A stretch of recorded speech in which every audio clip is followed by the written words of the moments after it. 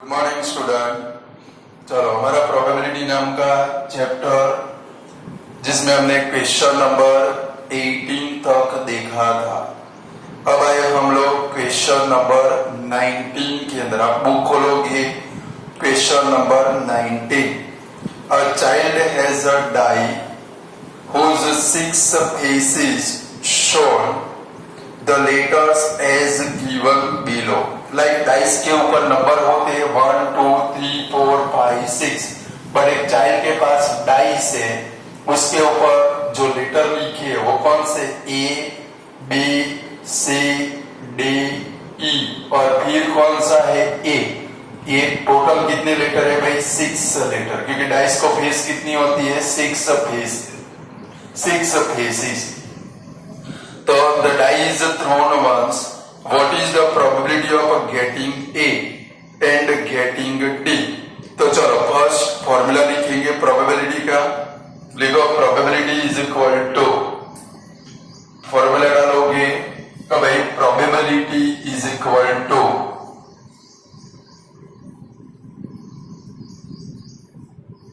Number of outcomes upon total number of outcomes।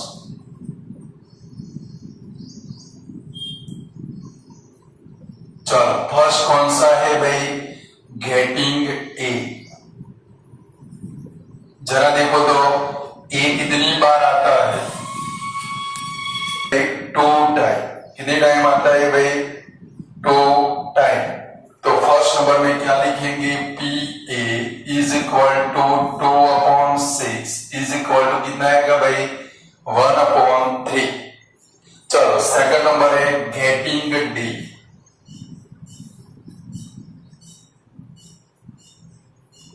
तो D कितनी बार आता है देखो तो जरा PB is equal to dice के ऊपर डी सिर्फ 1 ही टाइम है, दिखता है आप लोगों को।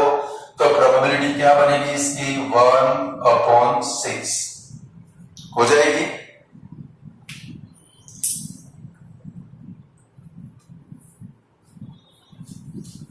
चलो क्वेश्चन नंबर 20 खास ध्यान रख के करना है आप लोगों को, बराबर। ऐसा एक बोर्ड में लगभग 2017 में आ चुका है। चलो इसके अंदर है एक रेक्टेंगल जिसकी साइड है लेंथ है 3 मीटर और ब्रीथ है 2 मीटर,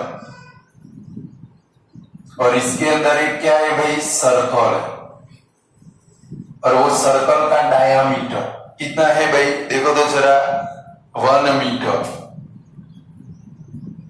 अब क्वेश्चन अच्छे से पढ़ोगे कि भाई suppose you drop a dice at a random on a rectangular region shown in the given figure।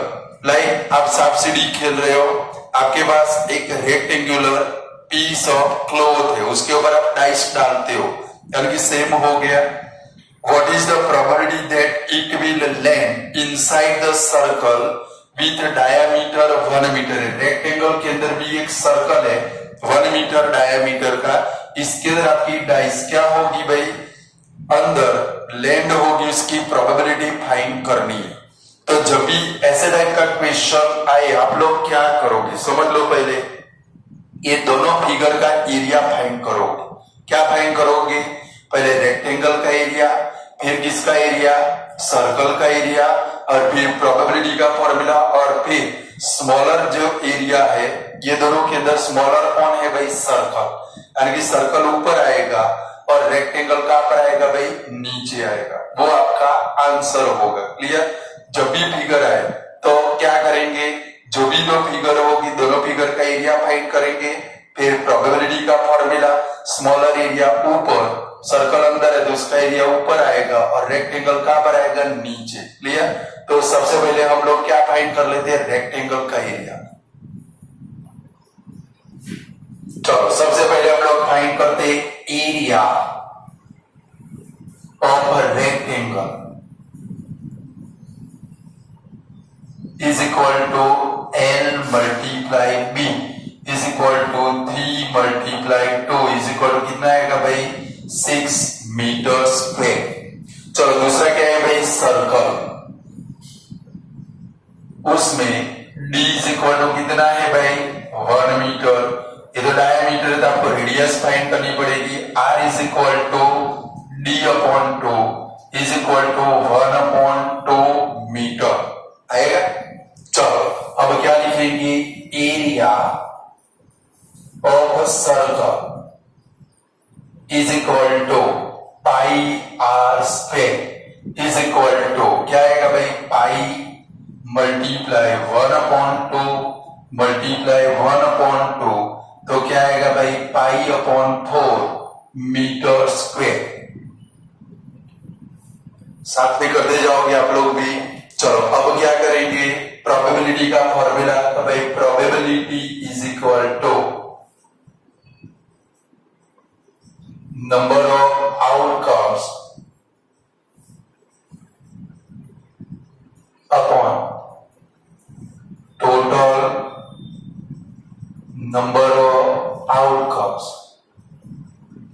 चलो स्मॉलर एरिया किसका है सर्कल अंदर है तो सर्कल का एरिया ऊपर आएगा, क्या लिखेंगे पाई अपॉन 4 और अपॉन में क्या आएगा भाई 6, ये 4 नीचे आ जाएगा तो क्या बनेगा पाई अपॉन 4 मल्टीप्लाई 6। ऊपर भी मीटर स्क्वायर है नीचे भी मीटर स्क्वायर है, कट हो जाएगा।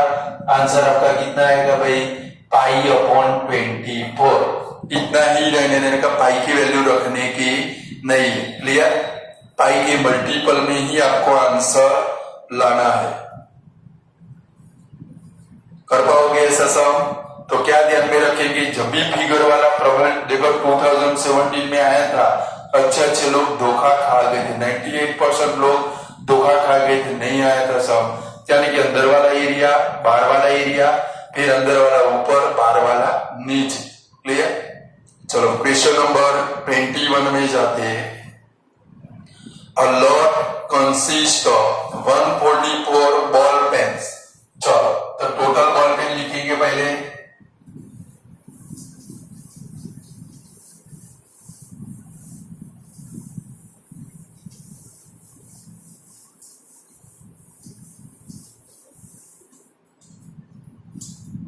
चलो टोटल बॉल पेन कितनी है भाई 144। एक लॉट के अंदर बॉल पेन है भाई, लिखेंगे total ball pens is equal to 144। चलो आगे बढ़ो। ऑफ विच 20 आर डिफेक्टिव, तो क्या लिखेंगे defective ball pens is equal to 20। चलो आगे बढ़े, क्या फाइंड करना है। The shopkeeper draw one pen at a random and gives it to her. उसमें से एक पेन निकालता है और एक लड़की को देता है। What is the probability that she will buy it. लड़की जो है वो क्या करती है भाई अच्छी क्वालिटी की बॉल पेन परचेज करती है, और दूसरा क्या है भाई she will not buy it. यानी कि आपको दोनों की प्रोबेबिलिटी फाइंड करनी है।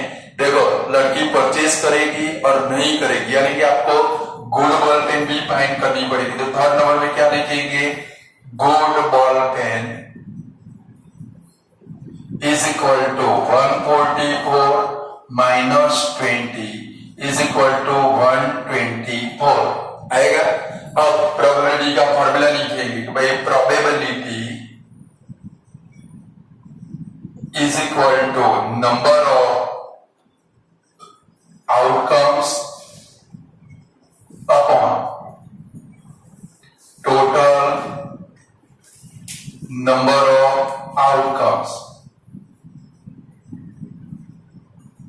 चलो फर्स्ट नंबर कौन सा है भाई सी will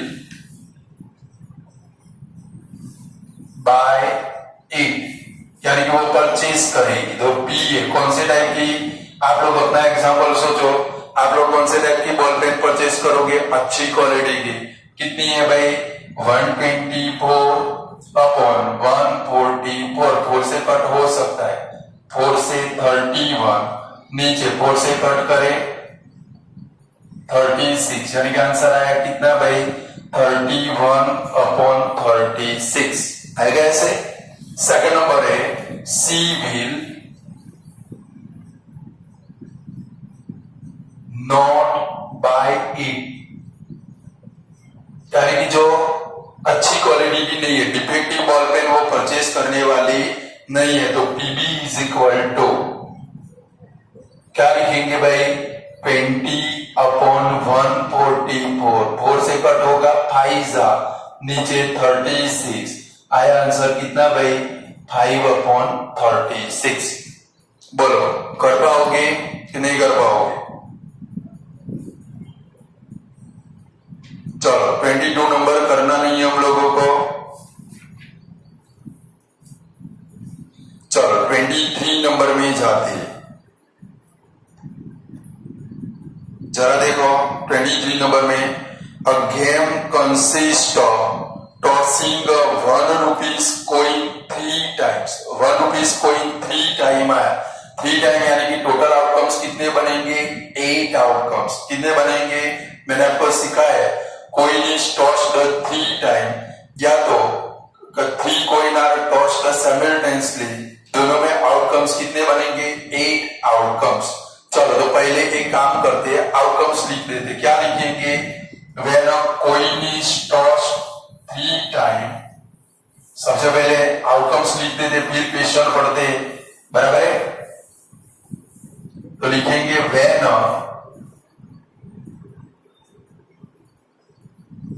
coin is tossed 3 times, outcomes are,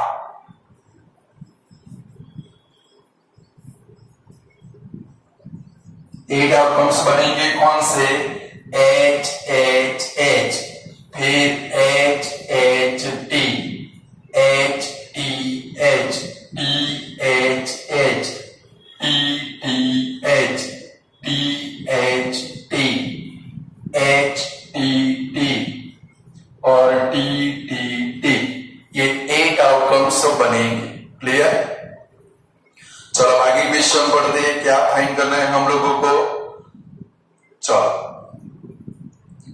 Honey wins if all the tosses give the same result, यानी कि हनी भी एक गेम खेल रहा है, कभी तीनों टॉस में सेम रिजल्ट मिलेगा। सेम रिजल्ट का मतलब क्या होता है, तीनों हेड मिलने चाहिए, या तो तीनों क्या मिलने चाहिए भाई, टेल मिलनी चाहिए, बराबर है। हनी कब जीत सकता है, तीनों बार एच एच एच आए, या तो तीनों बार टी टी टी है। ऐसे कितने आउटकम्स है, देखो दो ही आउटकम्स है। तो Honey wins if all the tosses give the same result if 3 head और 3 tails and loses otherwise. Calculate the probability that Honey will lose the game. हमें किसकी प्रोबेबिलिटी फाइंड करनी है, हनी गेम को लूज करेगा। तो क्या लिखेंगे, सबसे पहले कि भाई Honey will lose the game. तो आउटकम्स क्या लिखेंगे, आउटकम्स आर, देखो ये एच एच एच निकल जाएगा, ये टी टी टी निकल जाएगा, बाकी सारे आउटकम्स आएंगे। तो क्या लिखेंगे, H H T, H T H, T H H, T T H, T H T, H T T. चलो प्रोबेबिलिटी का फॉर्मूला लिखेंगे, probability is equal to number of outcomes upon total number of outcomes.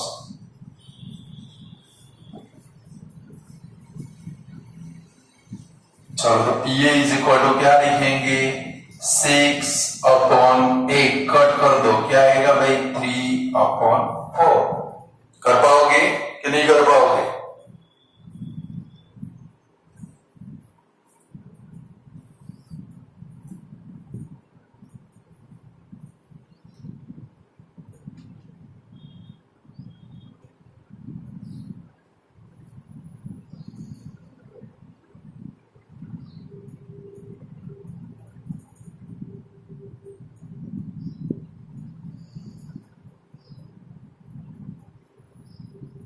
चलो question number 25 है, उसमें first number पहले question पढ़ो। Which of the following argument are correct and which are not correct? Give reason for your answer. हमारे answer के लिए हमें reason देना है। फर्स्ट नंबर का क्वेश्चन ऐसा है, if two coin are tossed, दो कोइन को टॉस्ट करेंगे तुरंत हमारे दिमाग में उसके आउटकम्स आने चाहिए। उसके आउटकम्स क्या बनेंगे? H H, H T, T H, T T, चार आउटकम्स बनेंगे। तो भाई if two coin are tossed simultaneously there are three possible outcomes, यानी कि तीन पॉसिबल आउटकम्स बनेंगे। पर स्टेटमेंट कैसा है भाई? इनकरेक्ट, क्योंकि टोटल तो आउटकम्स कितने बनेंगे? 4 आउटकम्स बनेंगे। टू हेड, टू टेल और one of each, therefore each of these outcomes the probability is 1/3। तो पहले देख लेते हैं, तो क्या लिखेंगे? तो भाई दिस स्टेटमेंट, क्वेश्चन नंबर हमारा कौन सा है भाई? ये वाला 25। फर्स्ट नंबर का आंसर क्या लिखेंगे? This statement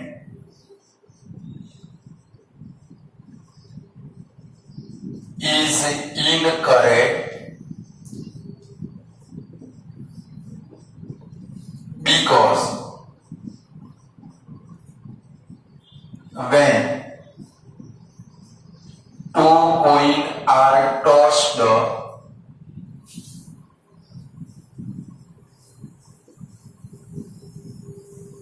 outcomes are HH, HT, TH, TT, चार आउटकम्स बनेंगे और इसमें तो क्या लिखा है? 3 आउटकम्स मिलेंगे।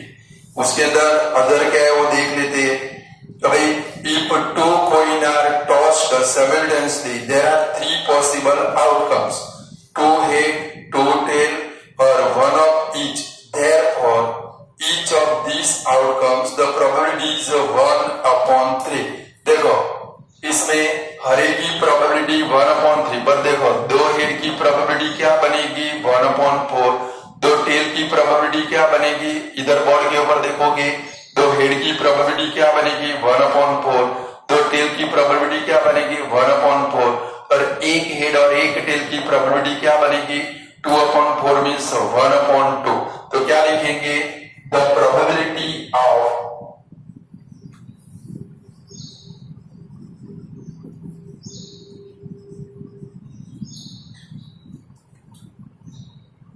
two head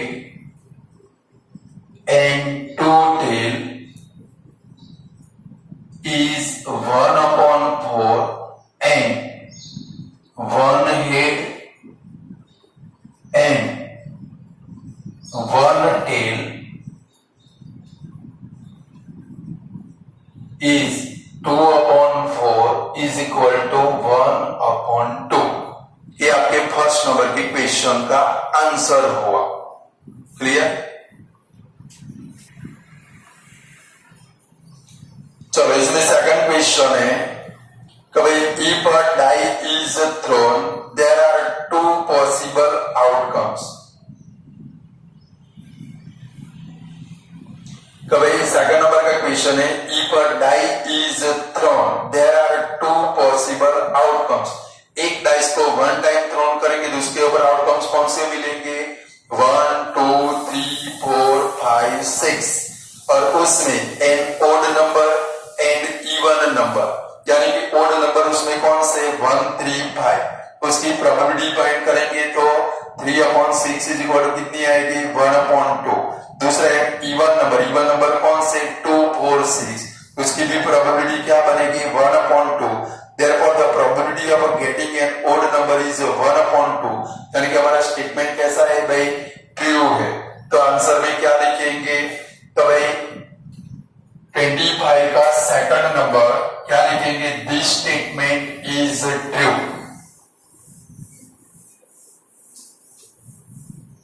क्या लिखेंगे 25 का सेकंड नंबर? कभी statement is correct because when a die is thrown once,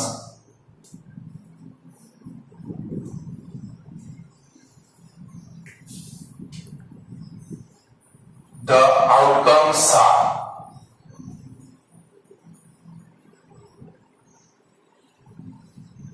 one, two, three, four, five, six, in which 1, 3, and 5 are odd numbers and 2, 4, 6 are even number.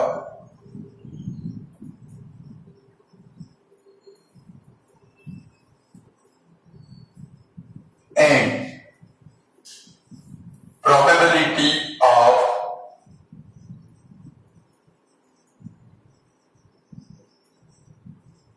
each of them is 3 upon 6 is equal to 1 upon 2. ऐसा आपको answer लिखना है. Clear? आया कुछ समझ में? चलो, यहां पर ये लास्ट क्वेश्चन था मेरे ख्याल से, ऑप्शनल करने की नहीं है. तो लगभग हमारे चैप्टर के जितने भी सम लायक थे, पेपर के लायक, आपके लायक नहीं भाई, समझ गए ना? तो वो सारे सम हमने यहाँ पर कर लिए. अब थोड़े हम लोग एमसीक्यू के अंदर जाएंगे, बराबर है? वो भी हमको आने चाहिए.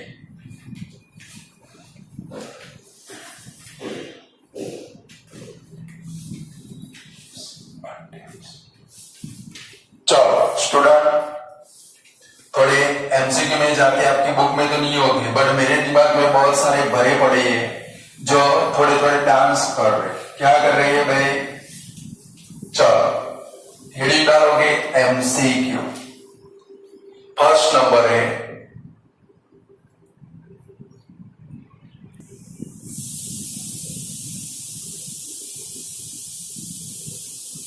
Five Monday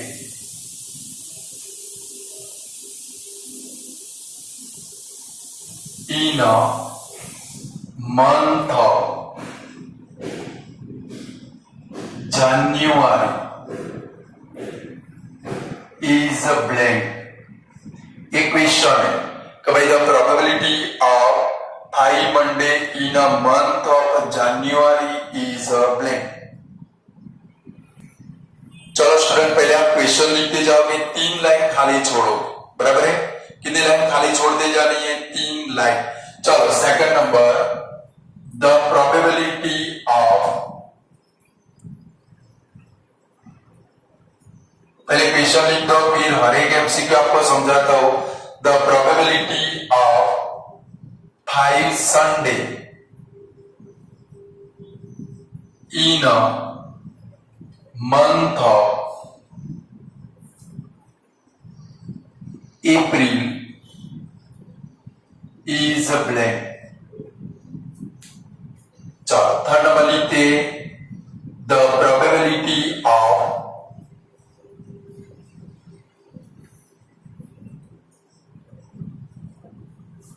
5 Tuesday in a month of September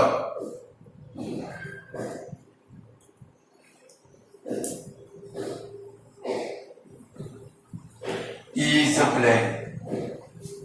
चलो ये लिखते हैं, द प्रोबेबिलिटी ऑफ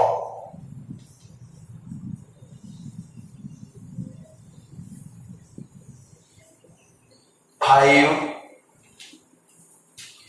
Wednesday